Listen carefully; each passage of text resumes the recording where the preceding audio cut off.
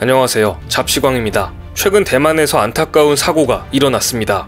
지난 2일 대만 청명절 연휴 첫날 열차 한 대가 터널 안에서 탈선해 50명 이상이 숨지고 150명 이상이 다치는 최악의 열차 사고가 났습니다. 대만의 빈과일보 등 현지 언론 보도에 따르면 이번 사고는 지난 1961년 48명이 사망한 사고 이래 사상자 규모가 가장 큰 열차 사고로 앞으로 사상자가 더 늘어날 수도 있다고 밝혔습니다. 해당 열차는 최고 속도가 시속 130km에 달하는 타이루거 열차로 알려졌는데요. 이번 사고는 열차와 주변 산비탈 공사 현장에 주차돼 있다 선로로 미끄러져 내려온 트럭이 충돌하면서 발생한 것으로 파악됐습니다. 열차와 사고를 낸 트럭은 사고 당시 사이드 브레이크가 제대로 걸려있지 않았던 것으로 알려졌는데요. 대만 교통부는 총 8칸 규모의 이 열차에 494명의 승객이 타고 있었고 입석 승객 일부는 사고와 동시에 열차 밖으로 튕겨나갔다고 발표했습니다. 이렇게 끔찍한 사고가 발생한 것과 관련해 전 세계 각국이 대만에게 위로 메시지를 전하고 지원 의사를 피력했습니다. 대만 중앙통신 등에 따르면 젤리나 포터 미국 국무부 부대변인은 브리핑을 통해 애도의 뜻을 표하고 가능한 모든 지원을 제공할 준비가 돼 있다면서 어려운 시기에 대만의 평화와 안위를 기원한다고 밝혔습니다. 이번에 사고가 난 타이루거 열차를 제작한 일본도 애도의 뜻을 표했습니다.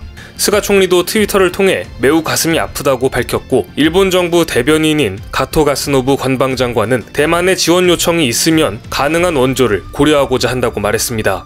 대만 차이 총통은 각국 정부의 위문과 세계 친구들의 관심을 접했다면서 국제사회의 관심에 감사하다고 밝혔습니다. 또 현재 대만과 첨예한 갈등을 빚고 있는 중국에서도 대만에게 위로 메시지를 전했습니다. 중국 관영매체 신화통신은 시진핑 주석이 숨진 동포들에게 깊은 애도를 표하고 유가족 및 부상자 동포들을 진심으로 위문했다면서 부상자들이 조속히 건강을 회복하기 기원한다고 밝혔습니다. 그런데 역시나 중국은 곧바로 두 얼굴의 모습을 보여주는데요. 대만에서 끔찍한 사고가 일어난 당일날 중국은 기다렸다는 듯이 대만을 향한 무력 시위를 진행합니다. 중국 군용기를 띄워 또다시 대만 방공 식별구역을 침범한 것입니다. 4일 대만 매체에 따르면 중국 인민해방군 대잠 초계기가 대만 서남부 아디즈에 진입했다고 밝혔습니다. 대만군은 이에 초계기 출격과 경고방송, 방공미사일 부대의 레이더 추적 등으로 대응했습니다. 중국은 앞에서는 대만의 열차 사고를 위로하는 척하면서 뒤에서는 군용기를 보내버리는 정말 비인간적인 행위를 펼친 것인데요. 또 같은 날 중국은 랴오닝 항공모함 전단도 대만 주변 해역에서 훈련을 진행하면서 무력 시위를 펼쳤습니다. 중국 해군 가오슈청 대변인은 중국 중앙방송에 나와 앞으로도 중국 해군은 계획에 따라 유사한 훈련을 펼칠 것이라는 뻔뻔한 인터뷰까지 보여줬습니다. 이 같은 중국의 두 얼굴 전략은 중국이 평소 자주 사용해온 방식입니다. 최근 중국은 한국에도 두 얼굴을 보여주면서 많은 사람들을 당황스럽게 만들었습니다. 지난 3일 중국 푸젠성 샤먼에서 열린 한중 외교장관 회담에서 중국 외교부가 밝힌 한마디로 인해 또 한 번 소름 돋는 장면이 연출된 것인데요. 중국 외교부는 중국은 한중 FTA 2단계 협상을 조기에 타결하고 한국과 5G, 빅데이터, 녹색경제, 인공지능, 반도체, 신에너지, 보건산업 등 분야의 협력을 중점적으로 강화해 질 높은 협력 파트너가 되기를 원한다고 밝혔습니다. 또 한중 양국은 영원한 이웃이라며 특히 반도체 분야에서 협력을 강화하고 싶다고 밝혔습니다. 전날 미국에서 열린 한미일 3국 안보실장 회의에서 미국 측이 반도체 문제를 국가 안보와 직결된 문제로 보고 있다고 강조한 지 몇 시간 만에 일어난 일이었습니다. 중국은 그동안 지속적으로 한국과의 반도체 분야 협력을 강조하긴 했었습니다. 지난해 싱하이밍 한국 주재 중국 대사도 전경련 간담회에서 반도체와 5G, 빅데이터, 인공지능 등의 협력을 강화하기를 희망한다고 말했습니다. 또 리커창 중국 총리가 삼성전자의 시안 반도체 공장을 시찰해 반도체 분야 협력을 강화하자는 신호를 보내기도 했었습니다. 중국이 반도체 공급망의 핵심 국가인 한국과의 협력을 바란다고 공개적으로 밝힌 것은 미국이 반도체를 안보 이슈로 다루는 데 대한 중국의 우려를 반영한 것으로 보이는데요. 미국은 트럼프 전 대통령 집권 시절부터 중국의 기술 굴기에 대한 강한 압박을 진행했습니다. 중국 최대 통신장비 업체인 화웨이를 비롯해 반도체 기업 SMIC 등 중국의 첨단 신기술 기업에 대한 제재를 가했고 현재 바이든 대통령도 전임 정부와 동일하게 중국 압박 정책을 이어가고 있습니다. 따라서 중국은 한국과의 협력 관계를 통해 어떻게든 고립을 풀어보려는 모습으로 보입니다. 그런데 여기서 소름 돋는 점은 중국은 그동안 앞에서는 이웃이라고 말하면서 뒤에서는 호시탐탐 한국의 기술과 인재들을 유출하기 위해 수단과 방법을 가리지 않고 있었다는 점인데요. 지난 2015년 중국 정부는 중국 제조 2025를 발표하면서 글로벌 제조 강국으로 진입하고 세계 시장을 선도하기 위한 목표를 세웠습니다. 중국 정부는 이를 위한 10대 산업과 9대 과제를 선정해 꾸준히 계획을 추진해 오고 있습니다. 기술 굴기를 이루어 장차 미국의 세계 시장 지배력을 능가하겠다는 생각입니다. 그중 중국이 가장 의욕적으로 추진하는 것은 반도체 굴기였죠. 그런데 반도체 기술력 자체가 부족해 현재까지 자금률 15%까지밖에 끌어올리지 못했습니다. 중국이 기술 굴기를 시작할 때부터 난관에 부딪힌 현재에 이르기까지 계속 눈을 떼지 못하는 곳이 있습니다. 바로 옆에 있는 IT 강국인 한국입니다. 이렇다 보니 중국이 계속 꼼수를 쓰고 있는데요. 국정원에 따르면 2020년 10월 기준으로 최근 5년간 국가 핵심 기술 유출 31건을 포함해 총 123건의 해외 기술 유출이 적발됐습니다. 이 중 전기 전자 분야가 61건으로 가장 많았고 정보통신 분야도 9건을 기록했습니다.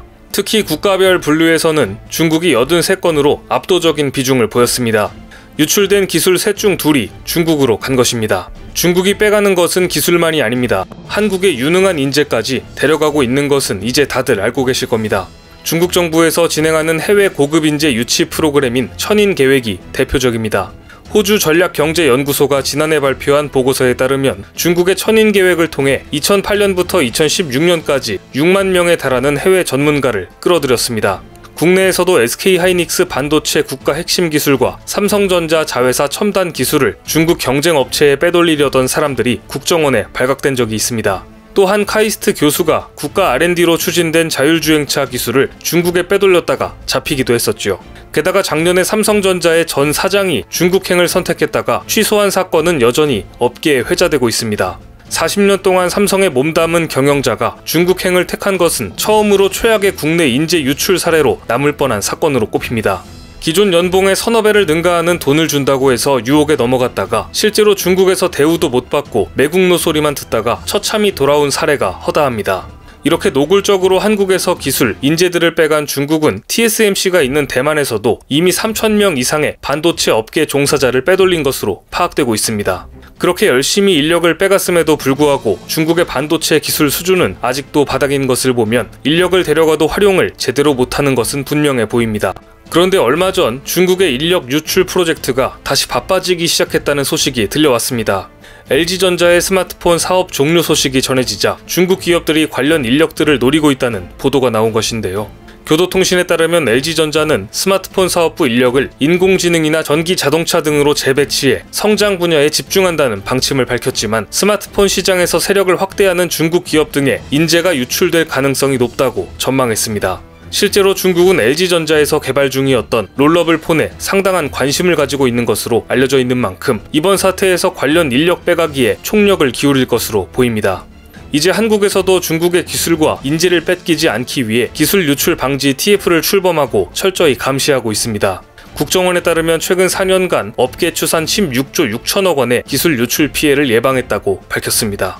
하지만 기술 유출은 여전히 근절되고 있지 않기 때문에 관련 법령을 점검하여 기술 유출을 중대 범죄로 규정하고 형량을 강화할 필요성이 있어 보입니다. 이를 통해 기업과 임직원 스스로 기술 유출에 대한 경각심을 갖게 할 수 있기 때문입니다. 개발에 10년이 걸린 기술도 단 1초 만에 유출될 수 있습니다. 현재 미중 양국이 모두 안정적 반도체 공급망의 첫 번째 파트너로 한국을 지목하면서 미중 어느 편에도 서지 않는 외줄타기는 점점 더 어려워지고 있습니다. 안보 문제가 경제 영역으로 확장되고 융합되는 현상이 뚜렷해지면서 안보와 경제를 동시에 잡는 길을 정해야 할 시점으로 보입니다. 오늘 준비한 소식은 여기까지입니다. 댓글을 통한 여러분들의 많은 의견 기다리겠습니다. 많은 분들의 생각이 모였을 때 진정 가치 있는 지식이 완성될 것입니다. 시청해주셔서 감사합니다.